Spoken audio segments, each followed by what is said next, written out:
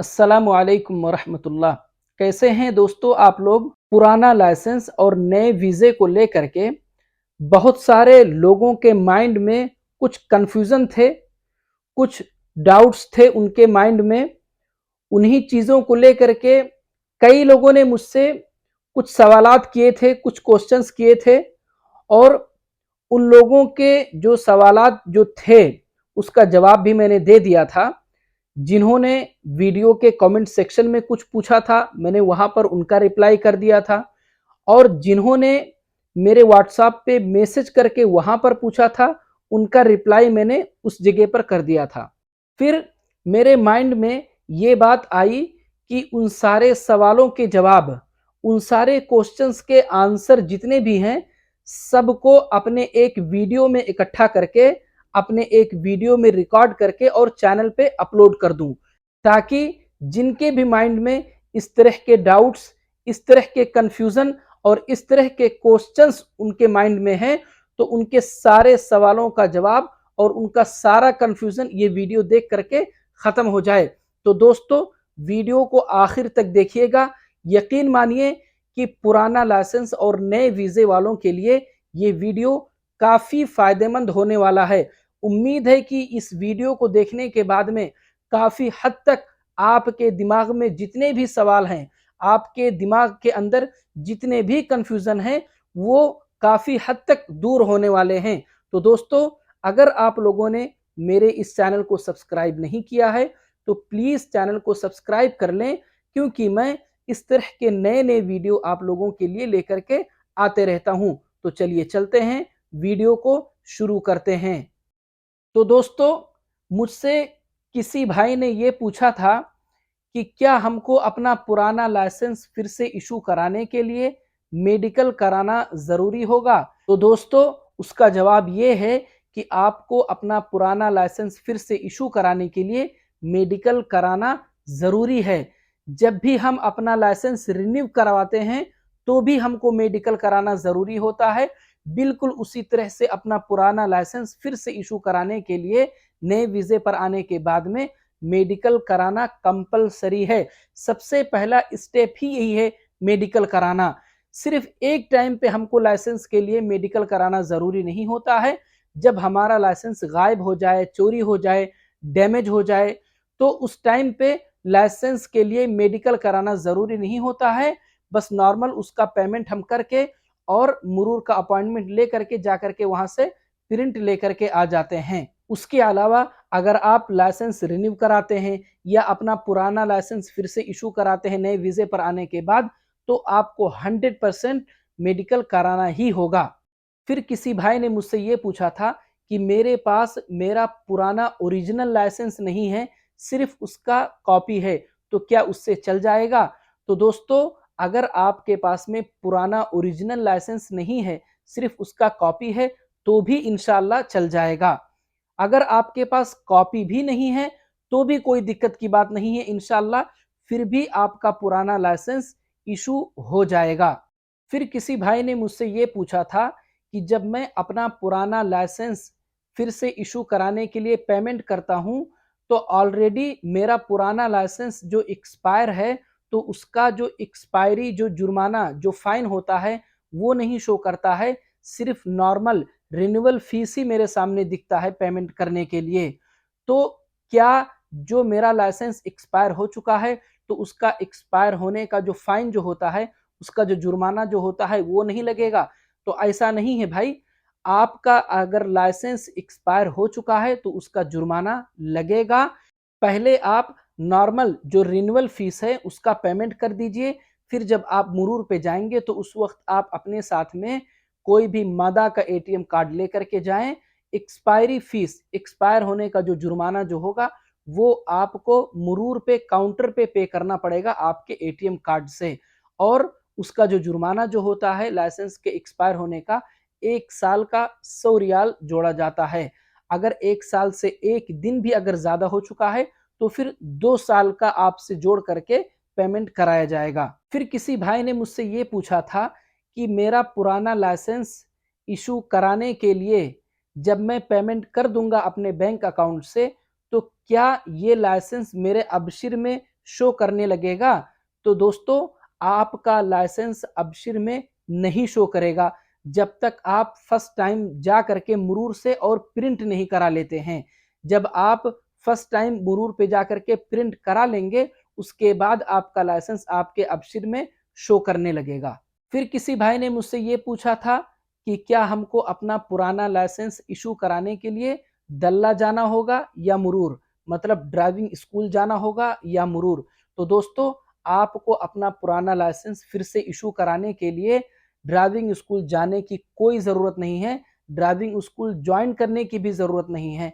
आपको सिर्फ और सिर्फ मुरूर जाना होगा या अगर ड्राइविंग स्कूल दल्ला अगर जाते हैं तो वहाँ पर लाइसेंस प्रिंट करने का कोई डिपार्टमेंट होना चाहिए।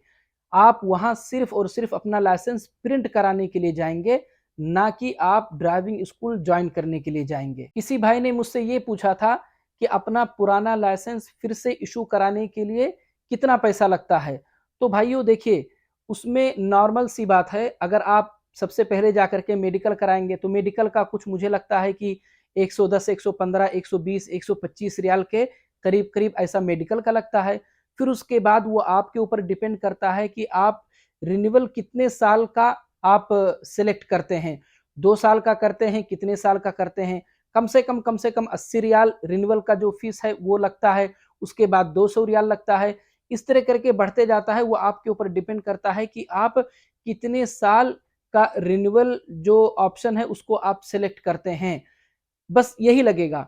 कब, अगर आपका लाइसेंस एक्सपायर नहीं था तो, अगर आपका लाइसेंस एक्सपायर था तो आपका जो मेडिकल होता है उसका जो चार्ज होगा वो, फिर उसके बाद में रिन्यूअल फीस आप कितने साल के लिए सिलेक्ट करते हैं वो, और तीसरी चीज आपको आपका लाइसेंस जो एक्सपायर हो चुका है उसका जुर्माना देना पड़ेगा। मैंने बताया 1 साल का 100 रियाल वो जुर्माना लगेगा, उस हिसाब से आप जोड़ लीजिए कि आपका कितना खर्चा आ सकता है। एक भाई ने मुझसे ये पूछा था कि अगर मेरा पुराना लाइसेंस ऑलरेडी एक्सपायर है तो भी मैं उसको इशू करा सकता हूँ या सिर्फ वैलिड लाइसेंस ही इशू करा सकते हैं नए वीजे पर आने के बाद में।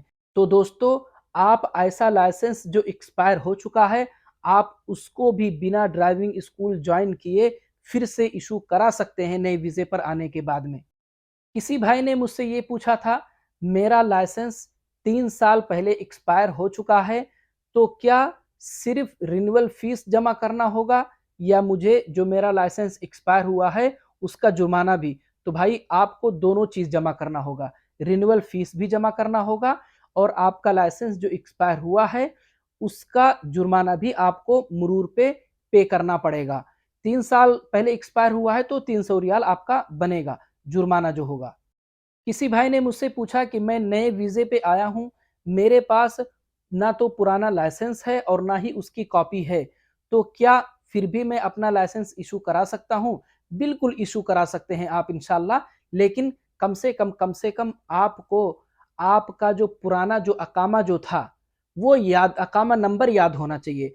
अकामा नंबर आपको पता है कि आपके पुराने अकामे पे भी रहा होगा और अगर आपका पुराना लाइसेंस है तो लाइसेंस पे भी अकामा नंबर हुआ करता है।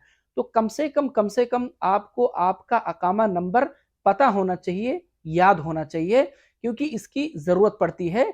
लेकिन हाँ, अगर आपके पास में पुराना लाइसेंस भी नहीं है, उसकी कॉपी भी नहीं है, इंशाअल्लाह फिर भी आप अपना पुराना लाइसेंस इशू करा सकते हैं। आप मुरूर पे जाएं, पहले मुरूर पे जाने के बाद में सारा काम करने के बाद, मतलब मेडिकल कराने के बाद, पेमेंट करने के बाद आप मुरूर पे जब जाएं तो आप कुछ मत दीजिए वहां, पहले सिर्फ नॉर्मल आप अपना जो नया जो अकामा है आप उसी को दीजिए, इंशाअल्लाह वो प्रिंट करके आपको नया लाइसेंस दे देंगे। अगर कोई फाइन है, कोई जुर्माना है तो भी आपको बताएंगे, आप वहां पर पेमेंट कर दीजिए।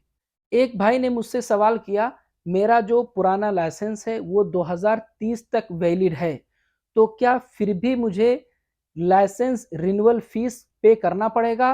तो दोस्तों ज़रूर पे करना पड़ेगा। आपको मेडिकल कराने के बाद में जो पेमेंट का ऑप्शन आपको चूज़ करना है, issue licence from old licence, इस ऑप्शन को जब आप चूज़ करेंगे तो आपके सामने जो ऑप्शन आएगा वो रिन्यूअल का ही ऑप्शन आएगा।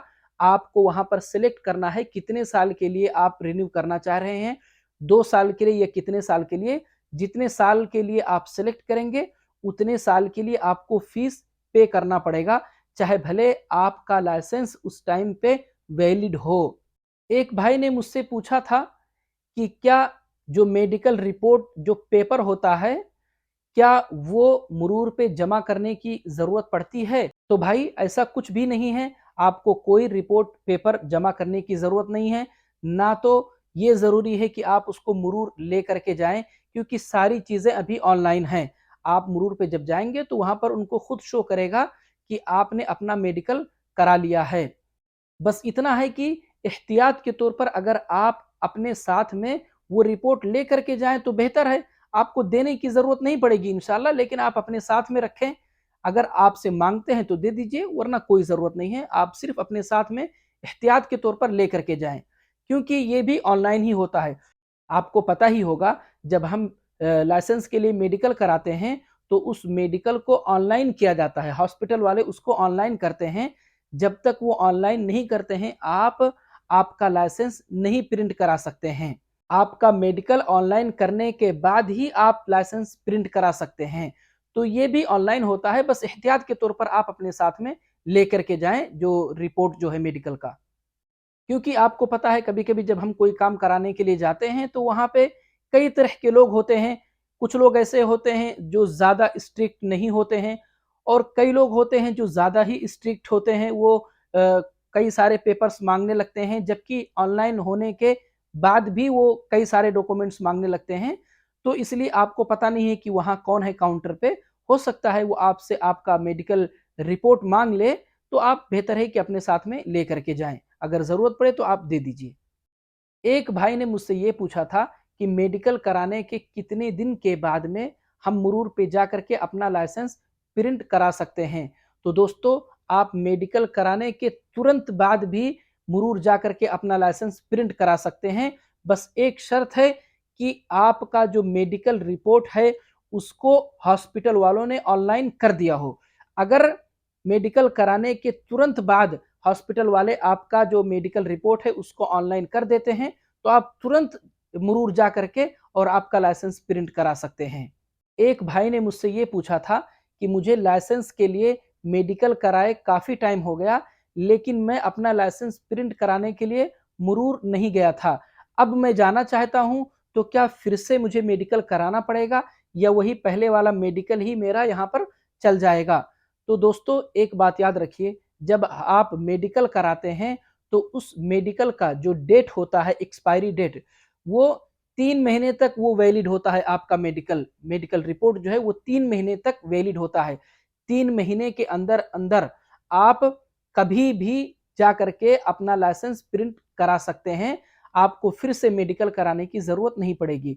लेकिन अगर 3 महीना कंप्लीट हो जाता है, 90 डेज़, याद रखिए आप, 90 दिन, अगर 90 दिन कंप्लीट हो जाता है, फिर अगर आप जाना चाहते हैं आपका लाइसेंस प्रिंट कराने के लिए, तो आपको फिर से नया मेडिकल आपको कराना पड़ेगा। एक भाई ने मुझसे ये पूछा था कि मेरे पास में लाइसेंस कार्ड में नहीं है अभी, फिजिकल कार्ड मेरे पास में लाइसेंस का नहीं है। हाँ, मेरे फ़ोन में है, अबशीर में। तो क्या अगर मुझसे कहीं पूछा जाता है, तो क्या मैं अपने फ़ोन में वो लाइसेंस दिखा सकता हूँ या नहीं दिखा सकता हूँ? देखिए, अगर रूल्स की बात करें, अगर गवर्नमेंट के कानून की बात करें, तो हकीकत में देखा जाए तो जो डिजिटल कार्ड्स का जो ऑप्शन अबशीर में हम लोगों को मिलता है, जिसको गवर्नमेंट ने कुछ सालों पहले ही लॉन्च किया है, हम वहाँ पर अपना कोई भी डॉक्यूमेंट्स, चाहे वो आपका लाइसेंस हो, चाहे वो आपका अकामा हो और चाहे वो आपका इस्तेमारा हो, वहाँ से आप दिखा सकते हैं और कानूनी एतबार से वो सही है। लेकिन कई दफ़ा ऐसा होता है कि जब कहीं चेकिंग में हम अपने डिजिटल कार्ड से जब दिखाते हैं आईडी को, तो वो लोग नहीं मानने के लिए तैयार होते हैं। वो लोग बोलते हैं कि अगर आपके पास में फिजिकल कार्ड है तो वो हमको दिखाओ। इसका रीज़न कुछ भी हो सकता है। शायद हो सकता है वो लोग डिजिटल कार्ड को इसलिए एक्सेप्ट नहीं करते होंगे कि कहीं ऐसा तो नहीं कि ये अपने कफ़ील के पास से भागा हुआ है, या कुछ भी रीज़न हो सकता है। या ऐसा भी हो सकता है, वो डिपेंड करता है सामने वाले पे, सामने वाले का माइंड कैसा है। बहुत सारे लोग कुछ नहीं बोलते हैं, एक्सेप्ट कर लेते हैं, उसको देख कर के छोड़ देते हैं। लेकिन बहुत सारे लोग बोलते हैं कि नहीं, आपको जो फिजिकल कार्ड है वो दिखाना ज़रूरी है। और कई दफ़ा वार्निंग भी दे देते हैं आपको कि देखो आइंदा से फिजिकल कार्ड अपने साथ में रखना।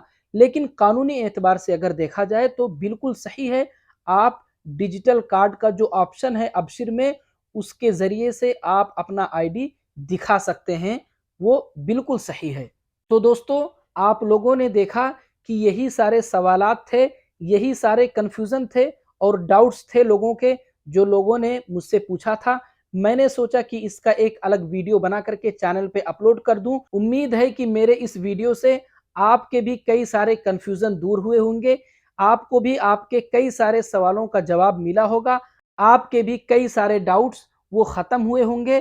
तो दोस्तों, अगर आप लोगों को मेरा ये वीडियो अच्छा लगा, अगर आप लोगों को मेरी बातें समझ में आई हैं, तो प्लीज़ वीडियो को लाइक और चैनल को सब्सक्राइब ज़रूर करें, ताकि मैं जब भी अपना अगला वीडियो अपलोड करूं तो तुरंत आप लोगों तक पहुंच जाए। मिलते हैं अगले वीडियो में। अस्सलामु अलैकुम व रहमतुल्लाह।